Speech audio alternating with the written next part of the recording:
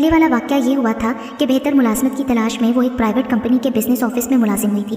दरअसल वो बॉस को पसंद आ गई थी, तभी तनख्वाह इतनी ज़्यादा ऑफर की गई कि वो खुश हो गई। लालच में उसने कुछ भी ना सोचा, फ़ौरन मुलाजमत कबूल कर ली। लेकिन उसके बॉस की उस पर नीयत अच्छी ना थी। ऑफिस टाइम के बाद भी वो उसको अपने कमरे में बिठाए रखता था और वो बेवकूफ़ ना तजर्बाकार अपने बॉस को खुश करने की खातिर उसका दिया हुआ ख्वामखा काम भी मेहनत से करती रहती ताकि ये साबित कर सके कि वो मेहनती और मौजू वर्कर है और ज़्यादा तनख्वाह की अहल है। एक रोज़ जब वहाँ सिर्फ बॉस ही रह गया और अमले के तकरीबन सभी लोग चले गए, बॉस ने किसी को फ़ोन किया और कुछ लोग आ गए। बॉस ने रोजीना को साथ आने को कहा और कार में ये कहकर बिठा लिया कि हम तुम्हें तुम्हारे घर ड्रॉप कर देंगे क्योंकि बहुत देर हो गई है। लेकिन वो इसे कहीं और ले गई। वहाँ 2 दिन तक उसके साथ बहुत ही भयानक और गलीज़ सलूक किया गया। 2 दिन के बाद किसी तरह उसको भाग निकलने का मौका मिला। ताहम बॉस के आदमियों ने उसका ताक़ुब किया ताकि इसको पकड़ लें, लेकिन उसी वक्त ऐन सड़क के बीच एक कार की टक्कर से गिरकर वो जख्मी हो गई। कार में एक मर्द और एक औरत सवार थे। वो कार से निकले तो ताक़ुब करने वाले भाग गए। फिर वो जख्मी लड़की को अस्पताल ले आए, मगर वो खुद को इस मामले में मुलविस ना करना चाहते थे क्योंकि चंद दिन बाद उनकी बैरून मुल्क फ़्लाइट थी। वो रोजीना को अस्पताल पहुंचाकर गुम हो गई और रोजीना ने नर्स से मामू को फ़ोन करा दिया। इस तरह घर लौट सकी। ताहम 2 दिन उस पर उन सफाक अयाश लोगों ने बहुत जुल्म ढाया। इस बारे में उसने मुमानी के सिवा किसी को आगाह न किया और उन्होंने भी इज्जत की खातिर चुप साध ली। लेकिन बाद का वाक़या जो हुआ वो भी कुछ कम दिलखराश नहीं है। उन दिनों वो मामू और मुमानी के घर ही रहती थी। उसने मुझे बताया कि मैं बेरोज़गारी से तंग आ गई हूँ। मामू मुमानी का सलूक भी अब पहले जैसा नहीं रहा। बेहतर है मुझे उस स्कूल में टीचर करा दो जहाँ तुम पढ़ाती हो। 4 पैसे कमा लूँगी तो भाई के तालीमी अखराजात पूरे कर सकूँगी। मैंने हेडमिस्ट्रेस से बात की तो वो कहने लगी कि एक मैट्रिक पास को कैसे टीचर रखूँ, यहाँ तो BA पास मुलाजमत के लिए मिन्नतें करती हैं।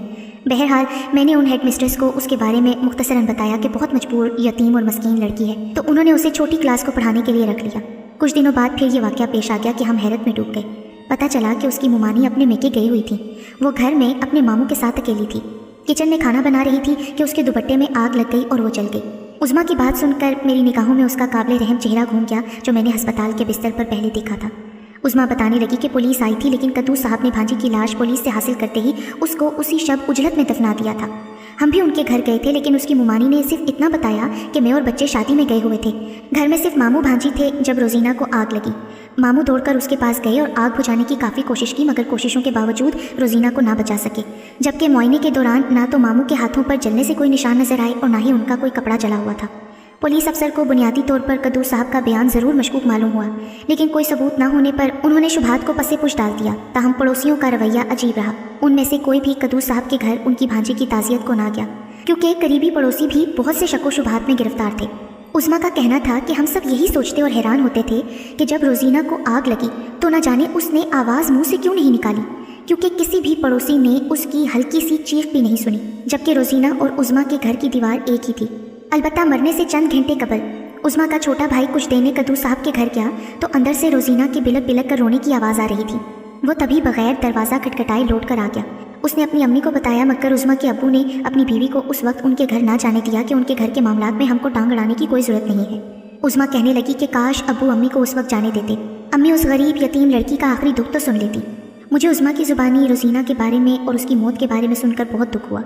रोजीना की दर्दनाक मौत का सुनकर मैंने उज़्मा से कहा कि मैं उसके घर दुआ के लिए जाना चाहती हूँ, तो वो कहने लगी तुम अब नहीं जा सकती क्योंकि वो लोग वो घर भी तब्दील करके कहीं और जा बसे हैं। अलबत्ता पड़ोसियों के मुंह पर तरह तरह की बातें अभी तक हैं। कोई कहता है कि ये कद्दूस साहब की सगी भांजी ना थी।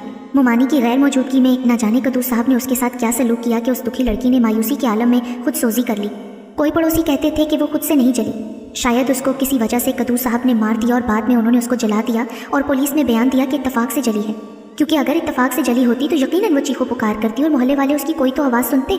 वल्लाह आलम, इंसान जब बदगुमानी पर आए तो वो फरिश्तों को भी नहीं बख्शते। तो बेचारे मामू कद्दूस साहब तो फिर इंसान थे। दुआ है कि अल्लाह किसी के बच्चों को यतीमी के दुख से दो चार न करे, वरना रिश्तेदारों के घर यतीम बच्चों का पलना भी एक आजमाइश से कम नहीं होता।